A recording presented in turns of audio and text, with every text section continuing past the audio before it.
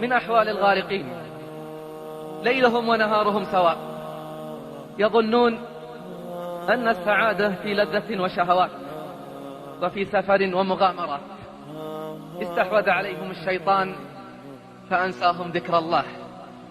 يستيقظ الواحد منهم قبل الفجر لموعد طائرة وسفر وسياحة، ولا يستطيع أن يستيقظ لصلاة الفجر، مع أن التخلف عن صلاة الفجر من علامات المنافقين.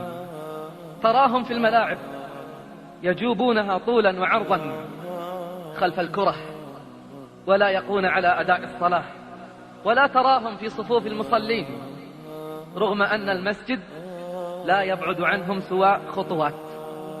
قال جل في علاه عن محمد صلى الله عليه وسلم ومن معه: محمد رسول الله والذين معه أشداء على الكفار رحماء بينهم، تراهم ركعا سجدا يبتغون فضلا من الله ورضوانا، سيماهم في وجوههم من أثر السجود. وقال صلى الله عليه وسلم: اكلفوا من العمل ما تطيقون، واعلموا أن خير أعمالكم الصلاة، إنك لن تتقرب إلى الله بقربه أعظم من المحافظة على الصلاة. إذا حز بك أمر يدك الجبال فتذكر أرحنا بها يا بلال، اعلم أنه ما سميت الصلاة صلاة إلا لأنها تصل بفاعلها والمحافظ عليها إلى الجنة، وتصل بتاركها والمتهاون فيها إلى النار. فأي طريق تريد؟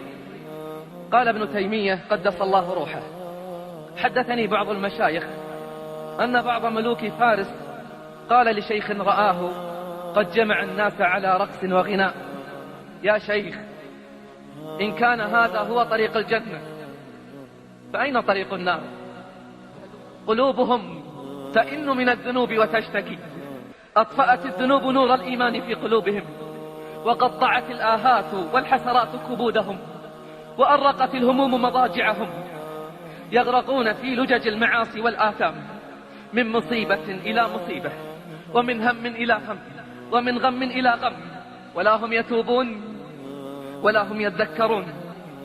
أوجه كلمة للذين ركبوا سفينة النجاة فأقول: تعالوا نتعاون على إنقاذ هؤلاء، فهم بحاجة إلى قلوب رحيمة، والراحمون يرحمهم الرحمن.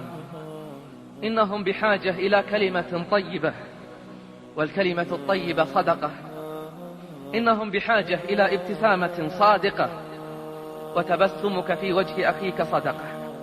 فبما رحمة من الله لنت لهم، ولو كنت فظا غليظ القلب لانفضوا من حولك، فاعف عنهم واستغفر لهم وشاورهم في الأمر، فإذا عزمت فتوكل على الله، إن الله يحب المتوكلين.